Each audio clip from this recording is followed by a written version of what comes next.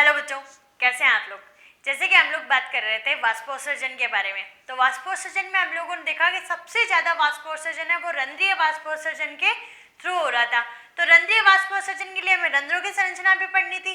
अब रंध्र किस तरह से खुलते हैं और किस तरह से बंद होते हैं उसके हम लोगों ने एक सिंपल सा मेथड है वो हम लोग पढ़ चुके, जिसमें हम लोगों ने बात किया था कि अंतःपरासरण होता है तो उस कंडीशन में जो रंध्र है वो खुल जाते हैं, और जब बहिर्परासरण होता है मतलब पानी है वो वापस बाहर जाता है तो उस कंडीशन में जो रंध्र है वो वापस बंद हो जाते हैं। तो ये स्फीत और स्लथ की जो अवस्था थी तो वो हम लोग 10th स्टैंडर्ड तक खूब बार पढ़ चुके। तो अब हम थोड़ा सा स्टैंडर्ड हाई करके पढ़ते हैं। तो यहाँ पे हम लोग देखेंगे कि 3 थ्योरीज दी हुई है। उन 3 थ्योरीज में हम लोग देखेंगे थर्ड है वो सर्वाधिक मान्य है, बाकी 2 थ्योरीज भी है वो हमारी बुक से कटवाई नहीं गई है तो वो भी हमें पढ़नी पड़ेगी। तो यहाँ पे आप देखिए कि रंध्र गति की क्रियाविधि कि रंध्र गति किस तरह से करते हैं, किस तरह से खुलते हैं और किस तरह से बंद होते हैं, उसके बारे में हम लोग डिस्कशन करने वाले हैं। ठीक है, तो उसमें सबसे पहला है स्टार्च ग्लूकोज अवधारणा। स्टार्च शर्करा या मंड शर्करा अवधारणा भी आपकी बुक में दे रखा है, तो उसका वही नाम रहेगा स्टार्च ग्लूकोज अवधारणा। यह अवधारणा दी थी J.D. सायरे ने 1923 में। उन्होंने कहा कि भाई आपको ये बात तो ध्यान में है ही कि पादप है वो प्रकाश संश्लेषण करते हैं, पादप है वो फूड बनाते हैं, तो वो जो ग्लूकोज वगैरह बनाएंगे जिसमें हम स्टार्च या ग्लूकोज की बात कर रहे हैं वो कौन बना रहा है, पादप बना रहा है।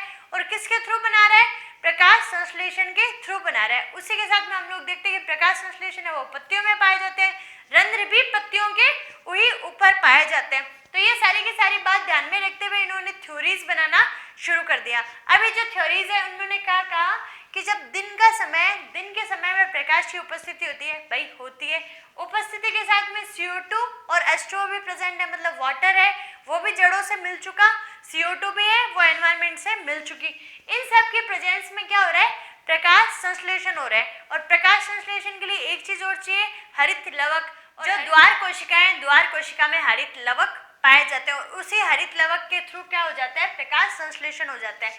तो द्वार कोशिकाओं में स्टार्च बन जाएगा। जैसे स्टार्च बनेगा उसका पीएच है वो क्या हो जाएगा, इंक्रीज हो जाएगा, और इंक्रीज होके क्या हो जाएगा 7 से 7.4 हो जाएगा।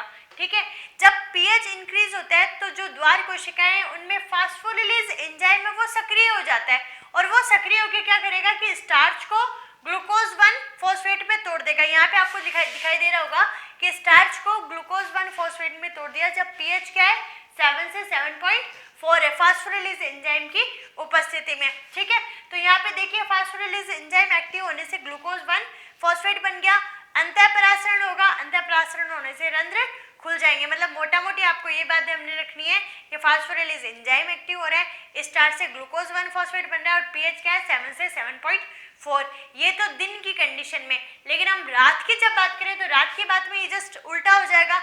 यहाँ अंतःपरासरण की जगह बहिर्परासरण होगा, रंध्र है वो बंद हो जाता है। मैंने लिखा है दिन में खुलते हैं और रात्रि में क्या रहेंगे, बंद रहेंगे। ठीक है, तो रात्रि में रंध्र वो क्या हो जाएंगे, बंद हो जाएंगे। बहिर्परासरण होगा, जो पीएच है वो एसिडिक हो जाएगा, मतलब कि अम्लीय हो जाएगा 5। ठीक है, क्योंकि उस कंडीशन में प्रकाश संश्लेषण तो हो नहीं रहा, स्टार्च बन नहीं रहा, जो बना हुआ ग्लूकोज 1 फॉस्फेट है वो वापस किस में चला जाएगा, स्टार्च के फॉर्म में, तो रंध्र वापस क्या हो जाएंगे, बंद हो जाएंगे। तो आप लोगों को ये बात ध्यान में रखनी है, स्टार्च और ग्लूकोज अवधारणा। यदि आप लोगों को ये बात समझ में नहीं आ रही कि भाई मैम बोल क्या रहे हैं, ये स्टार्च हो गया, ये ग्लूकोज हो गया, फॉस्फोलिलेज एंजाइम कहाँ से आया, ग्लूकोज कहाँ से बना, स्टार्च कहाँ से बना, यदि ये बात आपको समझ में नहीं आती तो कोई बात नहीं, अभी आप लोग सिर्फ नाम ध्यान में रखिए कि स्टार्च से ग्लूकोज 1 फॉस्फेट बना है। इसकी जो पूरी की पूरी कंप्लीट थ्योरी है, कंप्लीट किस टाइप से प्रकाश संश्लेषण होता है, ये हमारे पूरा का पूरा 10वां चैप्टर है जिसमें हम लोग इसको कंप्लीटली स्टडी करने वाले हैं। तो अभी आप सिर्फ इतनी सी बात ध्यान में रखिए, क्योंकि हम क्या पढ़ रहे हैं, रंध्रों में पाई जाने वाली गति पढ़ रहे हैं, प्रकाश संश्लेषण नहीं पढ़ रहे। लेकिन इन्होंने क्या किया कि प्रकाश संश्लेषण की क्रियाविधि को बीच में घुसा दिया कि भाई आप रंध्र की संरचना पढ़ रहे हो तो इसके कारण भी रंध्र खुलते और बंद होते हैं। ठीक है, खाली H2O इसमें मायने नहीं रखता। तो आप लोगों को ये बात है वो दिन और रात दोनों के लिए ध्यान में रखनी है। फिर आए भाई हमारे स्टीवर्ड ने स्टीवर्ड अवधारणा दी। उन्होंने क्या कहा, उन्होंने भी सेम यही बात की, पर उन्होंने क्या कहा, दिन बहुत लंबा होता है, इतने लंबे दिन में कोई एक ही चीज थोड़ी बनाएगा, ग्लूकोज 1 फॉस्फेट और बना लेगा, वो ग्लूकोज 1 फॉस्फेट से जो और बना है वो और कुछ बना लेगा। तो भाई इन्होंने रिएक्शन को और बढ़ा दिया। बढ़ाया कैसे, स्टार्च में पीआई आयन फॉस्फोरिलेज के प्रेजेंस में पीएच 7 ग्लूकोज 1 फॉस्फेट बनाया। ये बात तो हमें यहाँ पे भी समझ में आ गई। फिर ग्लूकोज 1 फॉस्फेट है वो फास्फोग्लाइकोम्यूटेज के प्रेजेंस में ग्लूकोज 6 फॉस्फेट बना लेगा। ठीक है भाई, म्यूटेशन का मतलब उत्परिवर्तन, मतलब अपनी जगह चेंज कर लिया। जो चीज़ हमने 1 पे मतलब ग्लूकोज में 6 कार्बन की चेन होती है, जिसमें हमने 1 पे फॉस्फेट जोड़ा है, उसको उड़ा के कहाँ लगा दिया, 6 पे, मतलब अपनी जगह चेंज कर दी, उत्परिवर्तन कर दिया, म्यूटेशन बोलते हैं। तो इसलिए हम लोग ने क्या यूज किया, म्यूटेज। ठीक है, उसके बाद में ग्लूकोज 6 फॉस्फेट है, तो ग्लूकोज 6 फॉस्फेट किसमें, वापस ग्लूकोज और पी एंड पूरा का पूरा रिमूव, किसके प्रेजेंस में, फॉस्फेटेज। तो आप लोगों को केमिस्ट्री की तरह इस चीज़ को याद रखना पड़ेगा। उसके साथ में हम नाइट में बात करें तो जो ग्लूकोज हमने बनाया, ग्लूकोज को वापस स्टार्च में बनाना है। अब स्टार्च था एक वो बड़ा उत्पाद था, उसको छोटे छोटे टुकड़ों में डिवाइड किया तो इजीली वो टूट गया, लेकिन छोटे छोटे चीज़ों को वापस कंबाइन करना है, वापस संयुक्त करके एक बड़ी चीज़ बनानी है। तो वो बड़ी चीज़ बनने में हमें एनर्जी की ज़रूरत होती है, और एनर्जी है वो एटीपी के फॉर्म में पाई जाती है। तो यहाँ पे आपको एटीपी याद रखना पड़ेगा। 6 कार्बन होता है, 6 के लिए हेक्सो वर्ड यूज होता है, तो हेक्सोकाइनेज के थ्रू क्या बन रहा है, ग्लूकोज 1 फॉस्फेट, और ग्लूकोज 1 फॉस्फेट वापस क्या बना देगा, स्टार्च और पी एन को रिमूव कर देगा। ये जो दोनों थ्योरीज है, ये दोनों थ्योरीज हमारे लिए इंपॉर्टेंट हो सकती है, क्या पता कोई सरफिराज भी पेपर बनाए और ये थ्योरी उसमें पेपर में पूछ ले, क्योंकि जो हम लोग नेक्स्ट थ्योरी पढ़ने वाले हैं, थर्ड जो थ्योरी रहेगी, वो थ्योरी एग्जाम में बहुत बार पूछी जाती है, और वो मोस्ट इंपॉर्टेंट है क्योंकि वो सर्वाधिक मान्य थ्योरी मानते हैं। तो उसके बारे में हम लोग डिस्कस करेंगे, लेकिन इनको आपको लाइटली नहीं लेना है, क्या पता कोई पूछ ही ले। तो बच्चों, हम लोग बात कर रहे थे रंध्रों के खुलने तथा बंद करने की क्रियाविधि के बारे में। तो अब हम लोग बात करने वाले हैं सक्रिय पोटेशियम आयन परिवहन सिद्धांत के बारे में। सक्रिय पोटेशियम को हम कैसे रिप्रेजेंट करते हैं, और परिवहन का मतलब हो गया कि एक कोशिका से दूसरी कोशिका में किस टाइप से वो ट्रांसपोर्ट हो रहे हैं। के प्लस आयन है वो एक कोशिका से दूसरी कोशिका में किस तरह से आते हैं। तो यहाँ से ये जो सिद्धांत है वो प्रतिपादन किया था इमामुरी और फ्यूजिनो, ये दोनों जापानीज साइंटिस्ट थे। इन दोनों ने इसको प्रतिपादन किया, लेकिन इसका जो मॉडिफाइड रूप है, मतलब इसको जो सबसे ज़्यादा सर्वमान्य सिद्धांत है ना, वो घोषित किया था लेविट ने। तो आप लेविट भी लिख के आते हैं तो भी आपका क्वेश्चन गलत नहीं होगा, और इमामुरी और फ्यूजिनो का नाम लिखते हैं तो भी आपका क्वेश्चन है वो गलत नहीं होगा। अब हम प्रोसेसिंग देख लेते हैं, इसकी प्रोसेसिंग क्या होने वाली है। तो सबसे पहले हम बात करते हैं दिन के बारे में, कि दिन में हमें ये ध्यान में है कि रंध्र है वो खुलते हैं, लेकिन खुलते हैं और हमें ये भी पता है प्रकाश संश्लेषण होता है, तो उसमें उसके दौरान कितनी प्रोसेसिंग है जो हमारे लेविट्स भाई साहब ने समझाई, तो वो हम लोग देख लेते हैं यहाँ पे, कि यहाँ पे आपको एक बड़ी सी द्वार कोशिका बनानी है। द्वार कोशिका किस टाइप की बना रहे हैं हम, बीन शेप्ड, किडनी शेप्ड, वृत्ताकार हम लोगों ने संरचना बना रखी है।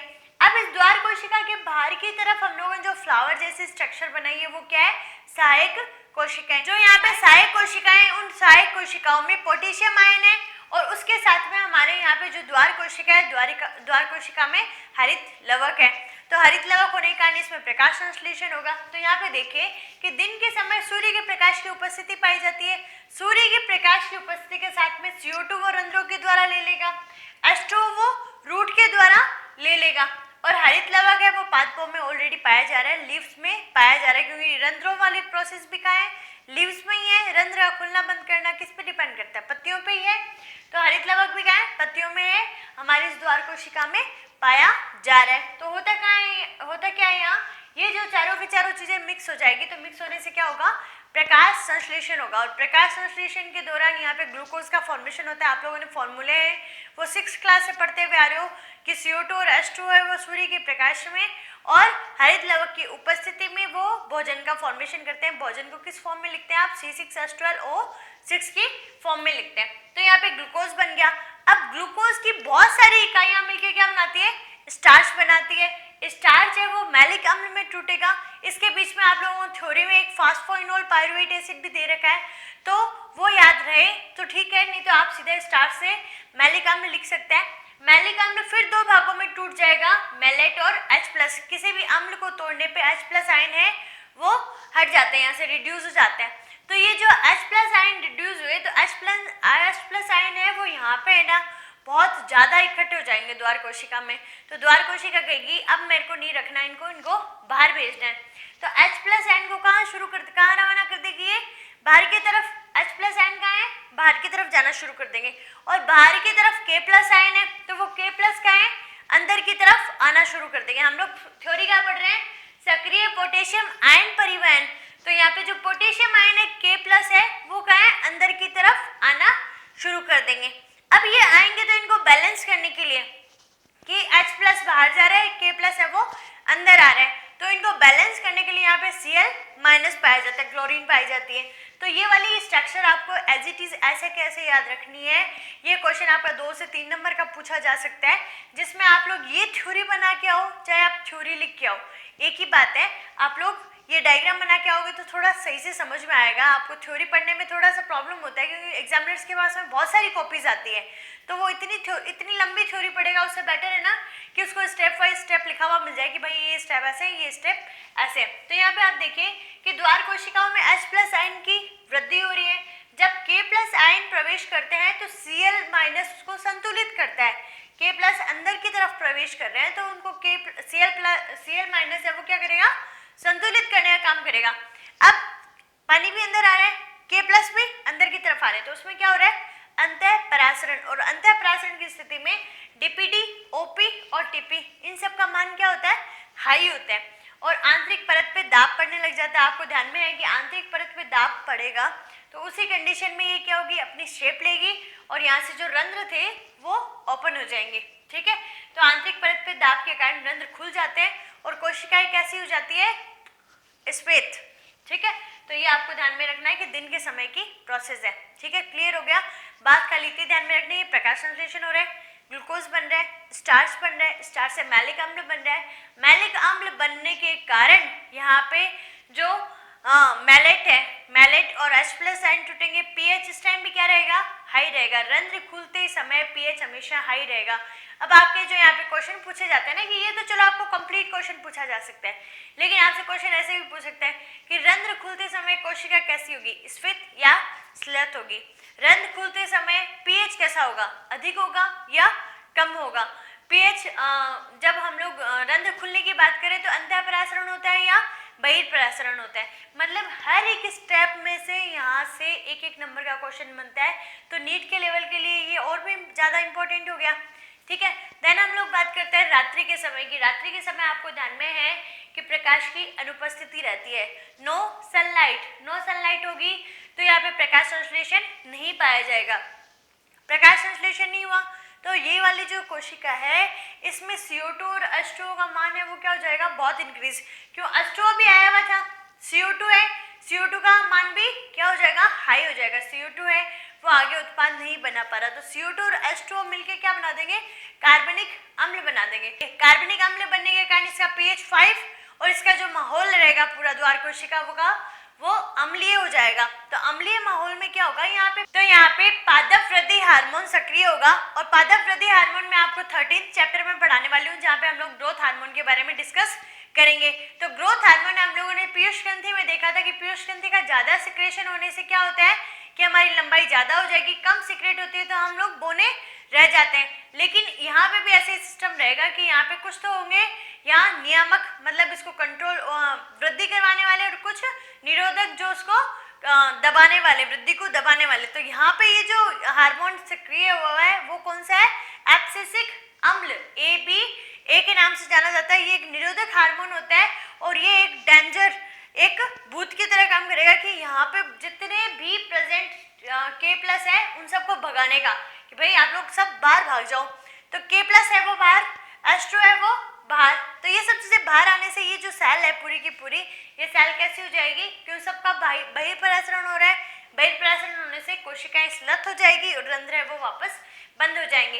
तो यहाँ आपको ये जो पूरी की पूरी प्रोसेस है, चाहे तो आप स्टेप वाइज लिख दीजिए, चाहे आप पॉइंट्स बना के लिख दीजिए, चाहे आप डायग्राम बना के लिख दीजिए, आपको एज इट इज ऐसे लिखनी होगी, तभी आपको पूरे के पूरे नंबर मिलेंगे, जिसमें आपको दिन की प्रोसेस और रात्रि की प्रोसेस दोनों के दोनों समझाने कि रंध्र खुलते कैसे हैं और रंध्र बंद कैसे होंगे। ऐसे नहीं कि आप ठीक है नॉर्मली हम लोगों ने समझा दिया कि पानी अंदर आया तो रंध्र खुल गए, पानी बाहर गया तो रंध्र बंद हो गए। तो आपको पूरी की पूरी थ्योरीज है वो एक्सप्लेन करनी है। मैंने तीनों थ्योरीज आपको समझा दी है, उसमें जो सबसे इंपॉर्टेंट है वो भी मैंने आपको बता दिया है। वो दोनों को भी इग्नोर नहीं करना क्योंकि वो आपके सिलेबस से कटी हुई नहीं है, आपको वो भी अच्छे से पढ़नी है। तो खुश रहिए, मुस्कुराते रहिए और घर पे सुरक्षित रहिए। Thank you.